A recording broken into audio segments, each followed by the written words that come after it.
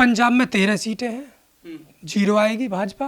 और हरियाणा में 10 सीटें हैं, भाजपा 0 आएगी। आई तो 2 सीटें आ जाएंगी बस। बड़ा सवाल ये भी है कि बीजेपी के लोग वहाँ वोट मांगने जा रहे हैं तो उनकी गाड़ी तोड़ दी जा रही है, उनके पीछे लोग भाग रहे हैं भाला लेकर के, झंडे लेकर के, डंडे लेकर के, किसान नेता स्पेशली। शुक्र मानिए गाड़ियाँ तोड़ी जा रही हैं, वरना किसान ऐसे होते हैं हड्डी भी तोड़ देते हैं, पता नहीं चलता। जो दुनिया का सबसे बड़ा बलात्कारी हो, दुनिया का सबसे बड़ा बलात्कारी, आप बाबाओं को भी ले लें तो बाबाओं ने भी इतने बलात्कार नहीं किए जितने एक लीडर ने किए, रेवन्ना ने। और उस बलात्कारी के मंच पर माननीय देश के प्रधानमंत्री नरेंद्र मोदी जी प्रचार करने जाते हैं। अरे भाई, आपको सब पता है, सबकी आपको पास प्रोफाइल होती है, लेकिन आपके पास वो रेवन्ना के प्रोफाइल नहीं थी कि कितना बड़ा वो बलात्कारी है। क्या मणिपुर की महिलाओं को, वहाँ के लोगों को न्याय मिलेगा इस चुनाव में? देखिए, नॉर्थ ईस्ट में मैं अभी आपकी बात का जवाब दूंगा। वो न्याय अगर ये देते तो जाते, ये शकल चेहरा दिखाने लायक नहीं है। नॉर्थ ईस्ट के अंदर 25 सीटें हैं लोकसभा की, 25 सीटें, और भाजपा की कोई सीट नहीं आने वाली। अरुणाचल में 2 सीटें भाजपा की हैं, बाकी वहाँ भाजपा की 0 आएंगी, 25 में से 0 सीट भाजपा की। और आप देखिए मणिपुर में क्यों नहीं गए। अगर मोदी जी अच्छा काम कर रहे हैं, नॉर्थ ईस्ट वाले अच्छा उनको प्रशंसा कर रहे हैं, अगर वाकई में किया तो एक रैली बता दीजिए नॉर्थ ईस्ट में मोदी जी गए हैं, सुना है आपने? नॉर्थ ईस्ट में एक रैली नहीं है। मणिपुर की तरफ झांक भी नहीं रहे, नाम भी नहीं ले रहे मणिपुर का, मेघालय का। और अरुणाचल का देखिए, वहाँ बराबर चाइना के साथ डिस्प्यूट चल रहा है, वो घेर रहा है, वहाँ बना रहा है, लेकिन इस पर खामोश है। तो नॉर्थ ईस्ट को उन्होंने छोड़ दिया है अपने हाल पर। नॉर्थ ईस्ट वाले ध्यान दें कि आप अपने हाल पर, अपने विवेक पर, अपनी सोच पर ही वोट दें। नमस्कार, मैं ओमदेव। आज हम हैं दिल्ली में, हमारे साथ हैं मिस्टर देव कुमार। देव कुमार जी, मोदी सरकार जो चल रही है देश में, उसके नुमाइंदे कह रहे हैं कि बीजेपी इस बार 400 सीटें जीतेगी। आप इस विषय पर क्या सोचते हैं? देखिए, 400 कैसे जीत जाएगी? मोदी जी का काम है बड़ी बड़ी फेंकना, तो वो फेंक रहे हैं, अपना फेंकने में माहिर है। आप लगा लीजिए साउथ इंडिया के अंदर लगभग 7 स्टेट हैं, 7 स्टेट में 132 सीटें हैं लोकसभा की, और 132 सीटों में कर्नाटका में ठीक ठाक सीटें हैं, लगभग 25 सीटें हैं भाजपा की। उसके बाद साउथ इंडिया में कुछ नहीं है। केरला में 20 में से 0 है, तमिलनाडु में 0 है। तो इस तरह साउथ इंडिया में ही देखें सिर्फ तो 132 सीटों में से 15 सीटें हम दे देते हैं, 10 या 15 सीटें भाजपा को। इतनी सीटें घटा दी आपने बीजेपी? बिल्कुल घटा दी, है ही नहीं वहाँ, कुछ भी नहीं है। और कर्नाटक में थी तो कर्नाटक में आप देखिएगा किसानों का बड़ा रोष है, किसान बड़े नाराज हैं। किसान आंदोलन दिल्ली तक आए हैं, वो बॉर्डरों पर बैठे रहे हैं पूरी सालों। तो वहाँ पर भी इनका हालत बहुत एकदम बद से बदतर है। और 132 सीटों में से आप 10-15 सीटें मान लीजिए, साउथ इंडिया खत्म। कर्नाटक में एक मामला हुआ है रेवन्ना वाला, वो कितना इम्पैक्ट डालेगा बीजेपी के वोट बैंक पर? हाँ, देखिए रेवन्ना वाला मामला, जिसने बच्चियां नहीं छोड़ी 9 साल से लेकर 55 साल तक की बच्चियां नहीं छोड़ी, जिसने सफाई कर्मचारी की महिला नहीं छोड़ी, घर में बर्तन वाली, झाड़ू वाली, दोस्तों की, ड्राइवरों की, कोई छोड़ी नहीं उसने। इतना बड़ा बलात्कारी, आपकी नज़र कितनी पैनी है कि पहचान नहीं पाए। लेकिन मोदी जी ने नारा दिया था कि हम तो कपड़ों से पहचान लेते हैं। वो पहचान लेते हैं तभी तो वहाँ गए भाई। पहचान लिया, जो 3000 से ज़्यादा बलात्कार कर सकता है, कितना शार्प होगा। पार्टी को ऐसी तो चाहिए जो देश का सही काट सके, जनता का सही बना सके, और अच्छे से देश को बांट सके। लेकिन मोदी जी कहते हैं कि जो देश की पॉपुलेशन है 140 करोड़, वो मेरा परिवार है। तो क्या रेवन्ना भी मोदी जी के परिवार से ही आते हैं? टॉप परिवार में टॉप हूँ मैं, क्योंकि देखिए ये पूरा अय्यासियों का, पैसे वालों का, और ये मानवतावादी नहीं है। ये कभी भी देश का हित चाहते ही नहीं है। कौन? भाजपा वाले। वो तो बेटी बचाते हैं, बेटियों को पढ़ाते हैं, बेटियों को आगे बढ़ाते हैं, नारा देते हैं बीजेपी के लोग। कितनी बढ़ा लें, कितनी पढ़ा लें, कितनी बढ़ा दें। आप देखिए बलात्कार सबसे ज़्यादा, 3-3 हज़ार बलात्कार करने वाला रेवन्ना इसमें है।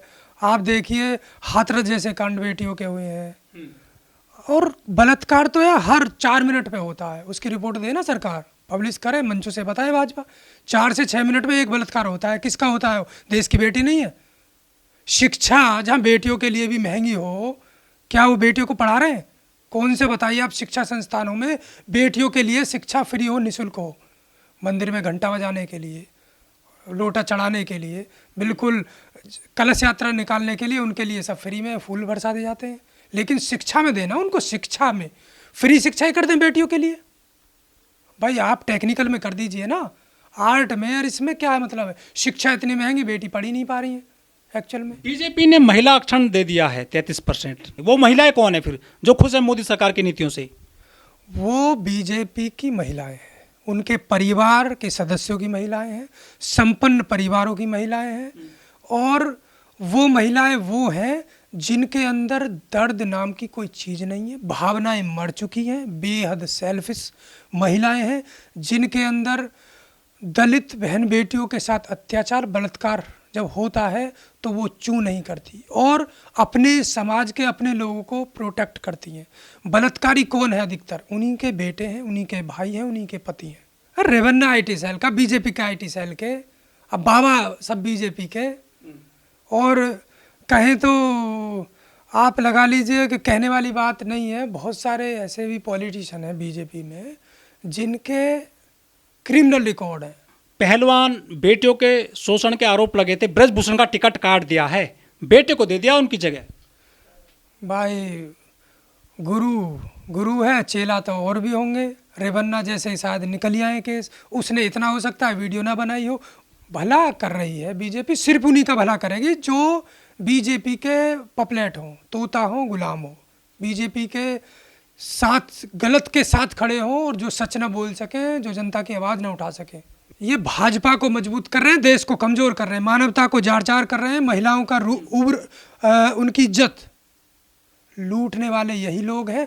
आरोप सिद्ध हो गए हैं। देखिए आप, उनकी सरकार है, वो बचाते हैं अपने लोगों को। वो जो आप देखें किसानों को सीधा सीधा मारा, जो प्रधानमंत्री जी पगड़ी पहनकर गुरुद्वारे में लंगर चला रहे हैं, गुरुद्वारे में सरदारों को खिला रहे हैं। कितने किसान सरदारों को अगर मरे, वो हत्याएं हुई, 700 किसानों की जान गई। 700 किसानों की अगर जान गई है तो वो किसकी सरकार के एक जो उनका बयान है, जो उनका रूल है, उनका काला कानून था, उनकी निरंकुशता थी, उसके कारण ही तो हुई है। जब चौहान को हटाया मध्य प्रदेश में, तो जो मुख्यमंत्री था लगातार, जिसको हटा दिया, तो मुख्यमंत्री चाहेगा कि वहाँ पर भाजपा मजबूत हो। पहले वो चाहेगा कि मुझे हटाया, उसे अपमान हुआ है, उसने जो मोदी जी के लिए काम किया, भाजपा को वोट दिलवाई, मजबूत करवाया, उस मुख्यमंत्री को हटा दिया। अब वो मुख्यमंत्री नहीं चाहेगा कि भाजपा आए। इन बड़े राज्यों की यही रीत है, राजस्थान का भी यही हाल है। जो चेहरे थे पुराने, जिन्होंने मेहनत की, जिनके साथ जनता थी, उनको दरकिनार कर दिया और उन चेहरों को लिया है जो ज़्यादा करीब है, ज़्यादा गुलाम है भाजपा का। जम्मू कश्मीर में तो बड़ा काम किया है मोदी सरकार ने। धारा 370 हटाई, 35 से हटा दिया। वहाँ पर अब जो है पत्थर नहीं फेंके जाते हैं, आतंकवाद कम हो गया है। वहाँ वोट मिलेगा बीजेपी को। देखो वोट तो मिलेगा, लेकिन इतना नहीं मिलेगा कि 5 सीटें 5 मिल जाएंगे। देखिए सोनम वांगचुक लगातार आंदोलन कर रहे हैं, वो एक स्टेटहुड की मांग कर रहे हैं, अलग राज्य की मांग। आप देखिए अरुणाचल प्रदेश में 1 सीट है, लगभग 1.5-2 लाख की पॉपुलेशन है। आप असम में देख लीजिए, कम सीट है। मेघालय, मणिपुर है, मणिपुर में नहीं जा रहे हैं मोदी जी। त्रिपुरा है, कम राज्य हैं, मतलब छोटे छोटे राज्य हैं। इन राज्यों को स्टेट का दर्जा है। तो सोनम वांगचुक मांग रहे हैं भाई हमारा तो बड़ा राज्य है, 5 सीटें हैं जम्मू एंड कश्मीर में, लोकसभा की 5 सीटें, लेकिन फिर भी उसे वो यूटी में है। लेकिन मोदी जी बिहार में रैली कर रहे हैं बड़ी अच्छी तरीके से। बिहार में कर रहे हैं, बिहार में है 40 सीटें, नीतीश कुमार साथ खड़े हैं। 40 सीटों में 17 सीटें हैं प्रेजेंट में भाजपा की बिहार में। 17 सीटों में से भी आप लगा लीजिए बिहार में बेहद विरोध है, गरीबी है, कोई काम नहीं किया, कोई नौकरी नहीं दी, बेरोजगारी चरम स्तर पर है, सिर्फ राशन के दम पर वो बेवकूफ़ बना रहे हैं। और जनता ने सब इनके वादों को हटा दिया है, इग्नोर कर दिया, मना कर दिया। 17 सीटों में से 5 सीटें आएंगी, मतलब 40 सीटें टोटल हैं। 5 सीटें भाजपा की मान लो, 35 सीटें भाजपा बिहार में गंवा रहा है। नीतीश कुमार साथ नहीं दे रहे। नीतीश कुमार ने अपनी पॉलिटिकल डेथ कर ली। वो तो आज यहाँ है, कल वहाँ है, वो भाजपा भी जानती है। देखिए राजनीति के माहौल में राजनीति के जो विद्वान है, विशेषज्ञ है या पार्टियां हैं, वो जानती हैं कि नीतीश जी टिकाऊ नहीं है। जो टिकाऊ नहीं होते उनका कोई विचार नहीं होता, उनकी कोई इज्जत नहीं होती। वो आज यहाँ है, कल को फिर गरी हो जाएंगे। चिराग पासवान हनुमान, हनुमान है तो बता देना, हनुमान है तो जीत ले। क्यों भाई, वो भी हनुमान, तुम भी हनुमान।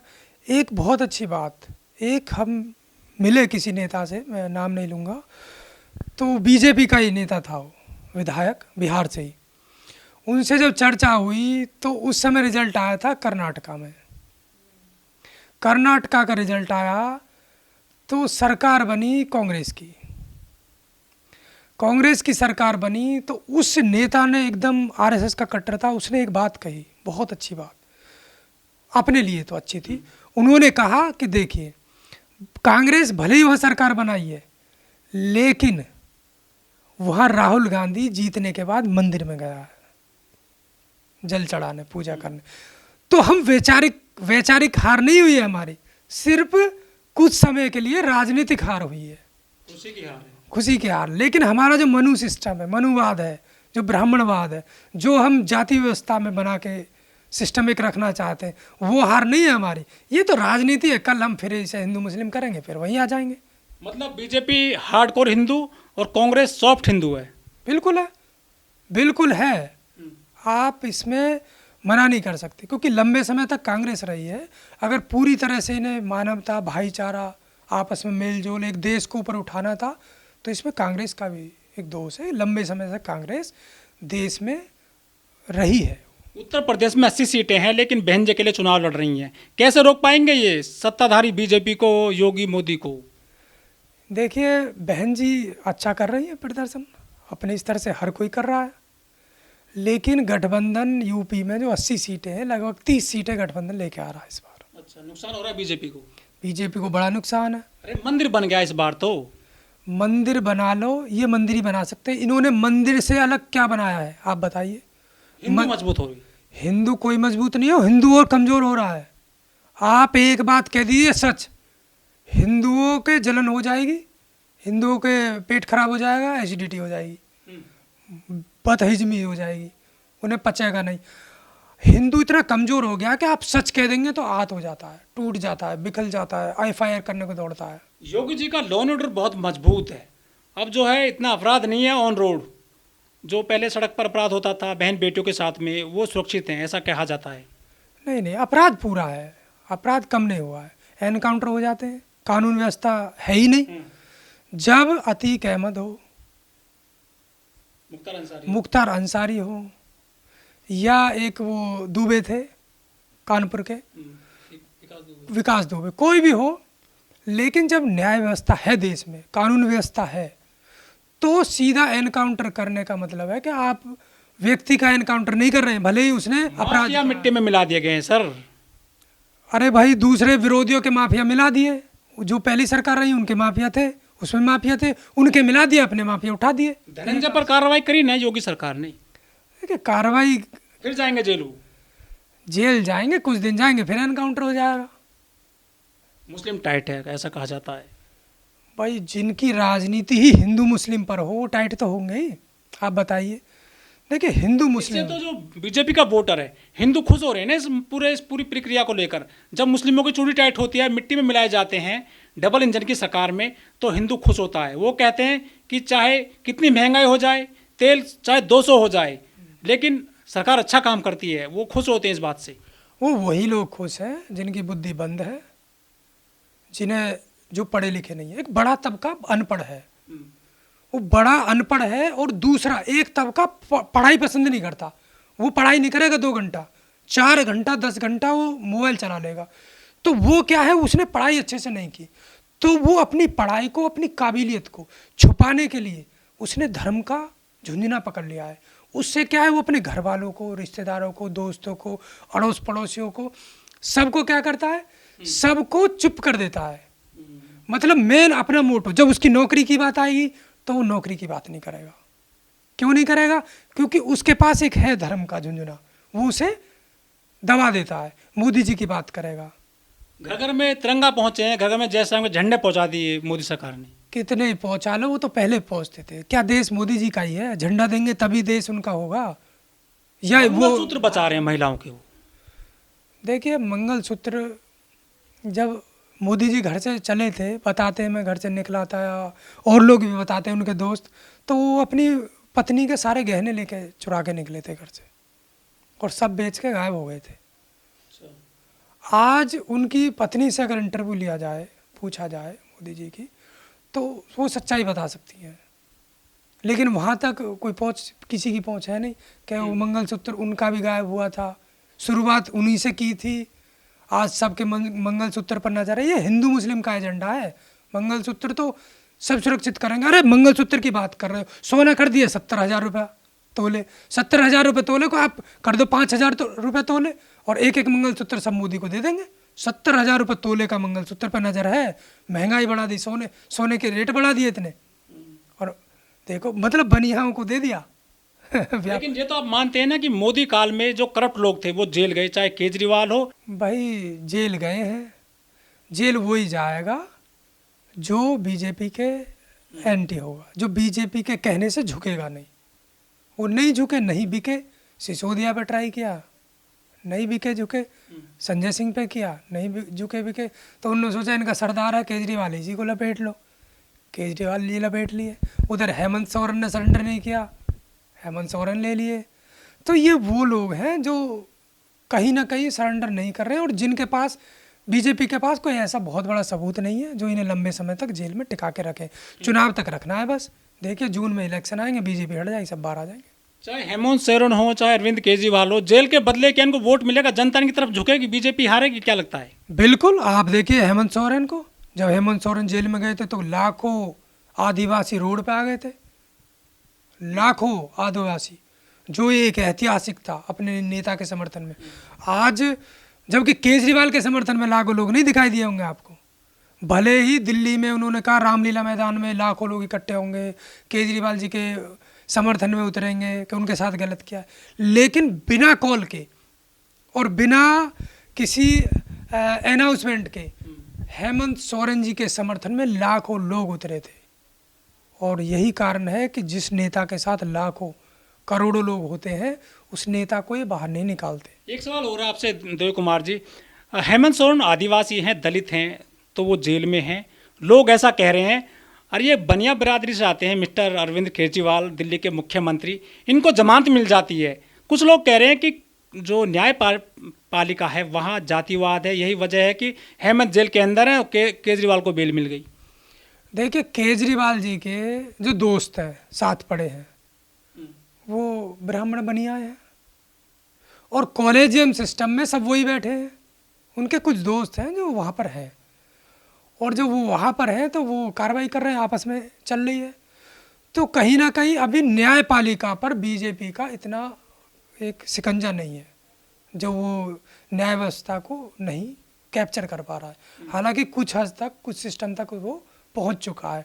जिस दिन पूरी तरह से न्यायपालिका किसी भी निष्पक्ष हो जाएगी तो न्याय व्यवस्था सबको मिलेगी। अगर पूरी तरह से न्याय व्यवस्था, न्यायपालिका अगर शिकंजे में आ गई किसी भी सरकार के, बीजेपी के नहीं, किसी के भी, तो देश की जनता का विश्वास न्याय व्यवस्था से जिस दिन उठ जाएगा, इस देश में उस दिन हाहाकार, मार काट मर जाएगी, क्योंकि कुछ बचेगा ही नहीं फिर।